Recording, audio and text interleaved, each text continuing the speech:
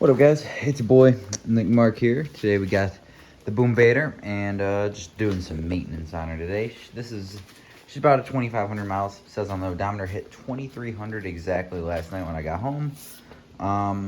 Basically what I'm doing on it today is I already did a couple things. Replaced the brake line, all new fluid, flushed it all out, rebuilt the caliper, meaning I took the piston out and cleaned it all out, lubed up the piston a little bit, cleaned up the pads, lubed up the pads, good stuff. I gotta make sure that's all good. I've pedal, bled it all. Now I got it on the stand, and today what I'm mainly making this video on right here is I'm going to attempt to tackle fork seals. Never done them before, and I don't have any special tools. So we're gonna send it, and I've watched half of a YouTube video and said, I can figure this out. So you see they're leaking really bad all over the caliper, and I have no front brakes when you're trying stoppies and stuff. Not a great thing, you know? So I'm gonna make a quick video possibly of pulling it apart. I'm gonna set up the camera and kind of talk as I go through and do it, and maybe it could help somebody because it's my first time. Maybe it's someone else's first time too, and we will learn together, I guess. I'm gonna set up the camera though and get at it. But basically, first step is we gotta pull the wheel off. So we are going to grab a 17 and a 14 mil, because that's what size they are.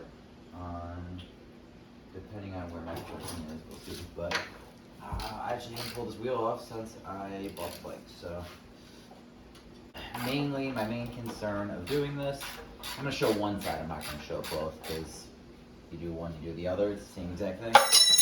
But basically, pull the axle out.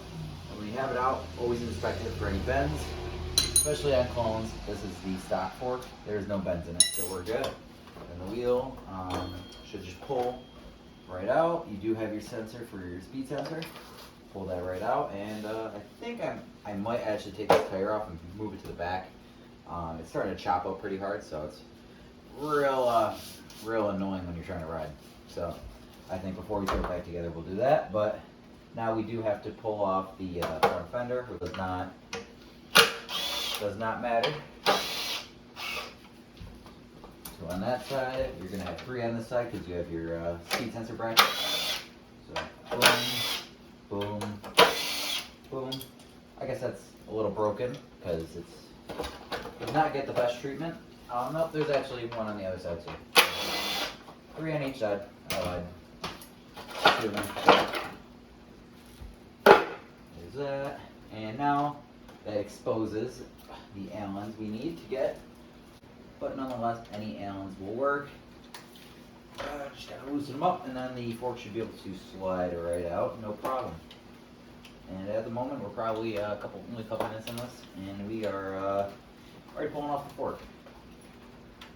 I have never done these, so we will see how this goes. Like I said, I am definitely not an expert. A flathead or something kind of flat, and you lightly get in here and pull it off just like that. And it should be good. And that will expose a snap ring inside there, which you will have to get off. But first, next step would be popping off this top cap. It is a 25 millimeter, and it is pretty much loose. Let's hold it and twist it and push down. Like we lift up sometimes to see, but all right. So now we should be able to drain out the fork oil. Fork oil doesn't actually look that bad, and then actually if you do a pumping motion, it will assist in getting a lot of that out.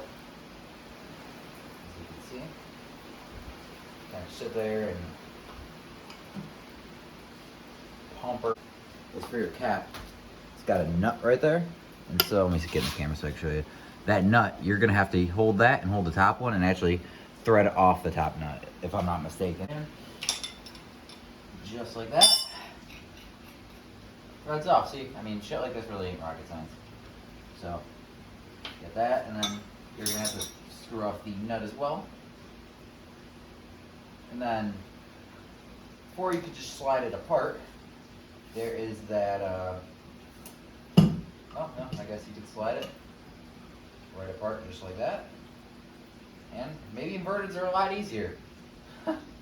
Okay. Nonetheless though, so you got your tube, your outer tube and your inner. You really do want to inspect it for nicks, which I do see a little nick there. Not sure how detrimental that is, but I would say you're going to want to grab some paper towels and start cleaning some of the stuff up. I am going to grab some paper towels real quick and start cleaning up the foil. These are the seals right here.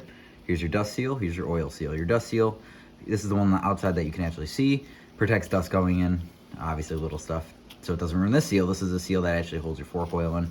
They both do a little bit of a job, but you can see after that front part of the seal right here, there's nothing. It's just kind of on there. So it's more so just dust protection than anything. So I'm gonna show you actually how to make a seal driver, but I'm gonna get up close here and kind of show you what we got going on. Here is that seal right there. And that's that bushing right behind there. That's the bushing we're not gonna replace. But we gotta pop basically this out. I believe you could probably just do this with a flathead, honestly, with this. But basically what I'm gonna do is I'm gonna get it right on the edge here and just kind of work it around a little bit. And just work it out. And there you go. And she's out.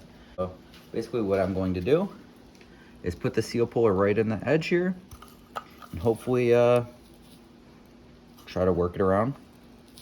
Okay, I'm back after a small intermission of seeing how the hell I'm gonna do this. But what I did is I did the same thing I was showing you before with the seal puller, just lightly going around the edge, and see how it pretty much pulled that seal out. You really just gotta work it evenly or it's not gonna come out because these seals are super tight.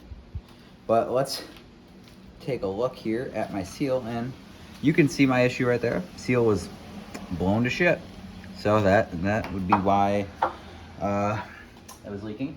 I'm gonna coat this seal in fork oil just to make sure it doesn't get torn, nicked, or anything like that when you're installing it with inverted style on these Grom clones.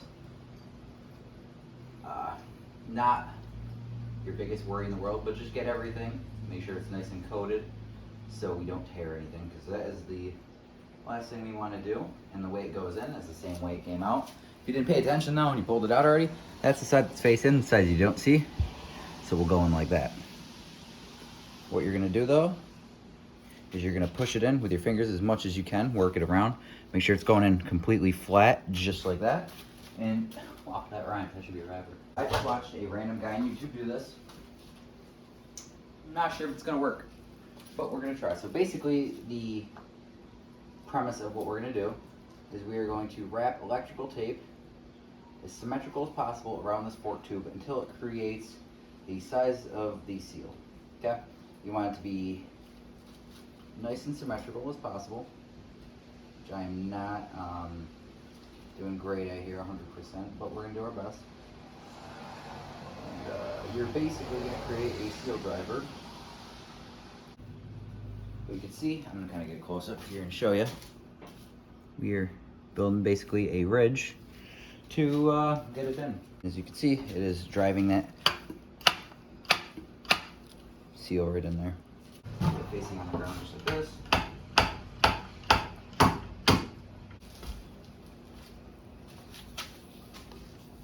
It went in there. See that ridge? That's the ridge you got to get that snap ring around. It's in there perfect, and you can see it's sitting flush on that bushing. So you know it worked, so that's good. Now you just got to get this snap ring. Will help if you have snap ring pliers, but I'm going to try to do it just with my fingers and a screwdriver. You get a little bit in the ridge, and you push it down. And actually, I think I pretty much got it. Just work your way around with your finger and make sure it got into that ridge fully. So essentially, there's a ridge, goes all the way around. You're gonna make sure you got it all the way in there, basically.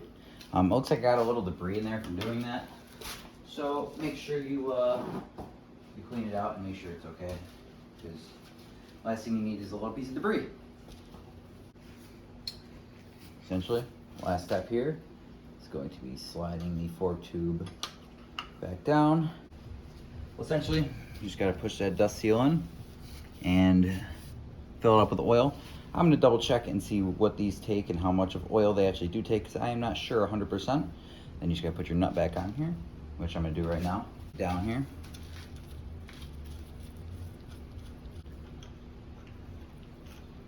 Now, I'm not gonna show anything further other than filling it up and then closing it in, because otherwise you should know how to do everything else, because you just saw me do it, and you should know how to do what you just did in backwards. If you don't, you probably shouldn't be doing what you're doing right now. But again, get the 22 and 25, and you're just gonna snug that up. With that, I'm gonna research how much fluid to put in it, and I'll get right back to you. All right, so we got it done, we got it filled. I should have upgraded to 20 weight. Didn't really do research, but fork oil I used was the recommended from Honda, the SS 810 weight. This is what they recommend from Honda. People that stunt should run 20 weight. Don't listen to me.